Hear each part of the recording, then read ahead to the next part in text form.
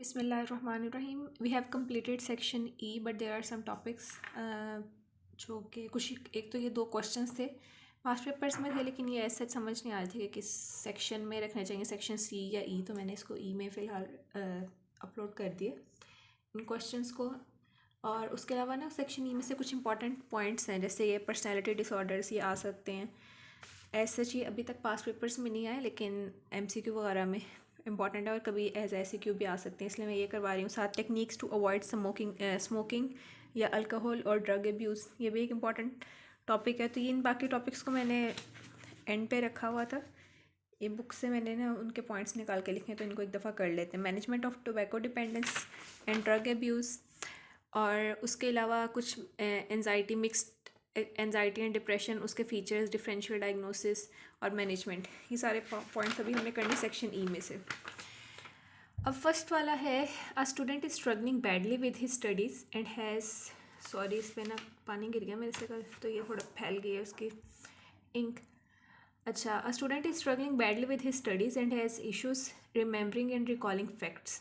He has approached you for supervision and help. What are most likely factors involved in forgetting process? अब उन्होंने एक scenario बताया हुआ और आपसे पूछा है कि मोस्ट कॉमनली कौन से फैक्टर्स हैं जो फॉरगेटिंग प्रोसेस में इन्वॉल्व हो सकते हैं। तो सबसे पहले इंटरफेरेंस है, fading, trauma of the head, chronic systemic disease हो सकती है, lack of rest and sleep, जब आप रेस्टलेस हों, आपने प्रॉपर नींद ना ली हो। इसलिए हमेशा कहा जाता है कि पेपर में जाने से पहले 6 to 8 आवर्स की प्रॉपर एक हेल्दी स्लीप लेके जाएं। उसके बाद स्ट्रेस है और पुअर हेल्थ। सो ये सारे फैक्टर्स हैं जो कंट्रीब्यूट करते हैं आपके फॉरगेटिंग प्रोसेस में। अगर आपको चीज़ें भूल रही हैं मोर ऑफन, तो ये सारी चीज़ें कंट्रीब्यूट कर सकती हैं, आपने ऐसे याद करनी है पॉइंट्स। उसके बाद नेक्स्ट है, fashionable lady refuses to be examined by a medical student insisting that a senior doctor must see her, how to deal with the situation. अब बताया गया कि एक फ़ीमेल है, फैशनेबल एक लेडी हैं, तो वो रिफ्यूज़ कर देती हैं कि वो मेडिकल स्टूडेंट से एग्जामिनेशन नहीं कराएंगे। वो इंसिस्ट करती है कोई सीनियर डॉक्टर ही आके उनको एग्जामिन करे।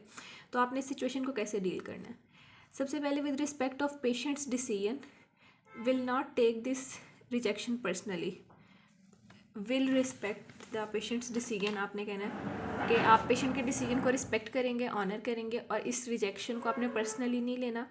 Doctor will ask patient for refusal and counsel her that problem, आपने उससे वजह पूछनी है बीइंग अ डॉक्टर कि उसकी रिफ्यूज़ करने की वजह क्या है, वो क्यों नहीं आपसे एग्जामिनेशन करवाना चाह रही, और बाद में आपने उस पॉइंट पे जो वो वजह बताएगी उसकी काउंसलिंग करनी है। Then है reassurance of the patient that her case will be reviewed with supervising physician in detail. आपने उसको अश्योर कराना है कि आप जो भी एग्जामिनेशन उसका करेंगे या हिस्ट्री लेंगे, आप उस चीज़ को डिस्कस करेंगे सीनियर डॉक्टर के साथ। Attending physician should communicate in gentle and empathetic manner with patient who have refused learner environment. अब ये तो ना आपको चीज़ें रट गई होंगी, एम्पैथेटिक होना, आपने जेंटल होना है। हम her on end of her video में यही बात कर रहे हैं, पूरी BS में यही बात कर रहे हैं कि पेशेंट के साथ आपने एम्पैथेटिक होना है, उससे जेंटली बात करनी है, उसकी बात को कंसीडर करना है, पर्सनली नहीं लेना किसी भी क्रिटिसिज्म को। तो वही सारी बातें इसमें रिपीट हो रही हैं। At the same time, doctor must respect patients autonomy. Autonomy क्या था ये आपको याद होना चाहिए और याद होगा भी। सेक्शन ए में हमने पढ़ा था, एक 4 पिलर्स ऑफ मेडिकल एथिक्स में था, एक अटोनमी, एक बेनेफिसेंस, मेलेफिसेंस, और ने बेनेफिसेंस थी, non maleficence, justice and autonomy. Autonomy क्या होता है कि पेशेंट के पास इख्तियार होता है, वो जो डिसीजन चाहे वो बगैर किसी एक्सटर्नल फोर्स के, किसी भी पर्सन के दबाव के बगैर वो ले सकता है। उसके and try to find a compromise between patients rights and the greater good. Being involved with patient care is a privilege not right. अब ये सारे पॉइंट्स हैं जो आपने याद रखने। इसकी एक स्टोरी है जिसको आप खुद भी लिख सकते हैं अपने वर्ड्स में, what ever you want. Next है पर्सनैलिटी डिसऑर्डर्स। पर्सनैलिटी डिसऑर्डर्स को ना हम 3 ग्रुप्स में या क्लस्टर्स में डिवाइड करते हैं। क्लस्टर ए, जिसको मैड भी कहा जाता है, क्लस्टर बी को बैड कहते हैं, और क्लस्टर सी सैड्स। साउंड से आप याद रख लें, B for bad, C for sad. It's not actually C for sad, but sound उनके सेम है। तो क्लस्टर ए में 3 तरह के लोग आते हैं, पैरानॉइड, स्किज़ोइड एंड स्किज़ोटाइपल। इसको जैसे वो स्किज़ोफ्रीनिया को आप शिज़ोफ्रीनिया भी कुछ लोग कहते हैं, तो स्किज़ोइड को शिज़ोइड या शिज़ोटाइपल भी बोल सकते हैं, whatever you want to pronounce. Paranoid में लोगों के फीचर्स क्या होते हैं कि वो थोड़े डिस्ट्रस्टफुल होते हैं, लोगों पे ट्रस्ट नहीं करते जल्दी, प्री ऑक्यूपाइड, वो उनके ऊपर ट्रस्ट नहीं किया जा सकता, डिस्ट्रस्टफुल होते हैं और preoccupied with conspiracy theories, हर वक्त कुछ शैतानी सोचते रहते हैं। स्किज़ॉइड किस तरह के होते हैं, वो थोड़े डिटैच्ड होते हैं और इमोशनलेस होते हैं, लोगों से डिटैच रहना पसंद करते हैं, ऐसे कोई इनके इमोशन नहीं होते, इमोशनलेस से पर्सन लगते हैं। स्किज़ोटाइपल या शिज़ोटाइपल क्या होते हैं, सोशली ऑड होते हैं और मैजिकल थिंकिंग होती है उनकी।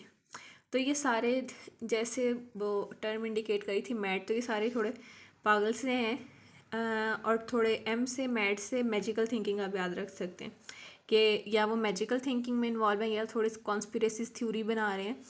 तो ये सारे आते हैं क्लस्टर ए में, paranoid, schizoid and schizotypal. Cluster B में आते हैं बैड में आता है सबसे पहले हिस्ट्रियोनिक, एंटी सोशल या साइकोपैथ्स, नार्सिसिस्ट, बॉर्डरलाइन। अब जो हिस्ट्रियोनिक है वो प्रोवोकेटिव होते हैं, ड्रामेटिक होते हैं, शैलो इमोशनली बहुत शैलो होते हैं कि जो भी उनके इमोशंस हैं वो उनको शो आउट करते हैं, बहुत एक्सप्रेसिव होते हैं, प्रोवोकेटिव होते हैं और ड्रामेटिक होते हैं। उसके बाद एंटी सोशल या साइकोपैथ्स एग्रेसिव होते हैं, चार्मिंग, मैनिपुलेटिव होते हैं, कंडक्ट डिसऑर्डर होता है उसमें, डिसरिगार्ड अदर्स राइट्स, दूसरों के राइट्स का इतना वो ख्याल नहीं रखते। मेरे ख्याल है सारी टर्म्स इजी हैं, मुझे इंडिविजुअली हर किसी को एक्सप्लेन करने की ज़रूरत नहीं है, तो मैं सिर्फ इसको रीड ही कर रही हूँ। मतलब अब आपको पता है एग्रेसिव का क्या मतलब है, मैनिपुलेटिव का क्या मतलब है। नेक्स्ट है नार्सिसिस्ट ग्रैंडियोज, अपने आप को बहुत बड़ा समझते हैं, अपने आप को ही सब कुछ समझते हैं, वो सेंस ऑफ एंटाइटलमेंट होती है उनमें, एम्पैथी लैक करते हैं, सेल्फ लविंग होते हैं।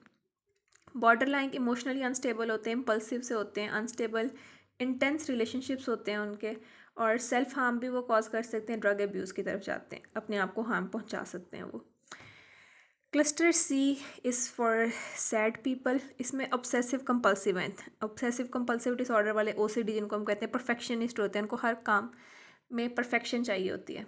इनफ्लेक्सिबल मोरल्स होते हैं उनके, वो जो उन्होंने कह दिया है, जो उन्होंने सोच लिया है, जो उन्होंने स्केड्यूल कर ली चीज़ वो वैसे ही होगी, वो उसके अंदर कोई लचक नहीं चाहते।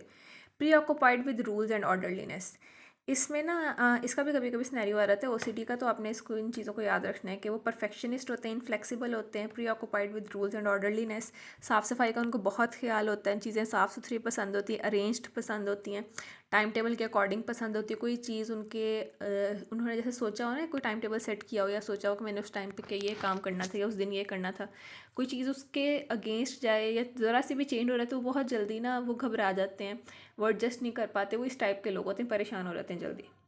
अब हैं एंशियस एंड अवॉइडेंट, वो they are sensitive to rejection, insecure and socially inhibited. Anxious होते हैं, हर वक्त परेशान रहते हैं, थोड़े अवॉइडेंट नेचर होती है। अब अवॉइडेंट में सेंसिटिव टू रिजेक्शन है, इनसिक्योर है।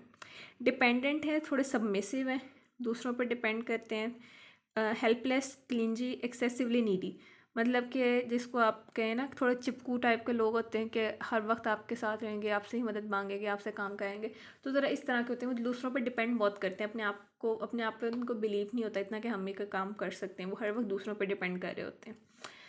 तो ये आप लोगों ने देखने हैं, याद करने हैं। मेरा ख्याल है कि बाकी सारे हमने अभी तक ना BS में जितने टॉपिक्स पढ़े हैं वो सारे इस तरह के थे, आप स्टोरीज़ बना के लिख सकते हैं। याद करने वाली चीज़ें बहुत कम आई हैं अभी तक। एक सिर्फ डिफेंस मैकेनिज्म आए जो आपने याद करने, डेफिनेशंस उनकी अच्छी से, और दूसरी ये पर्सनैलिटी डिसऑर्डर है कि ये थोड़ा याद करने वाला है। शायद फर्स्ट टाइम आपको देखने में थोड़ा मुश्किल लगे, लेकिन इस लिहाज से देखें ना कि आपने और तो कुछ याद करना नहीं है इसमें। बाकी तो इस तरह के पॉइंट्स है कि आप एक दफ़ा सुन लें तो आपको याद रहेगा। स्टोरी आपने खुद लिखनी है, आपकी राइटिंग स्किल्स पे डिपेंड करता है, लेकिन वो ऐसे चीज़ें याद नहीं करनी, ये चीज़ आपने याद करनी थी, तो इसको याद करें। नेक्स्ट बाकी वीडियो में बताती हूँ मैं, नेक्स्ट वीडियो में स्मोकिंग एंड अल्कोहल अब्यूज़।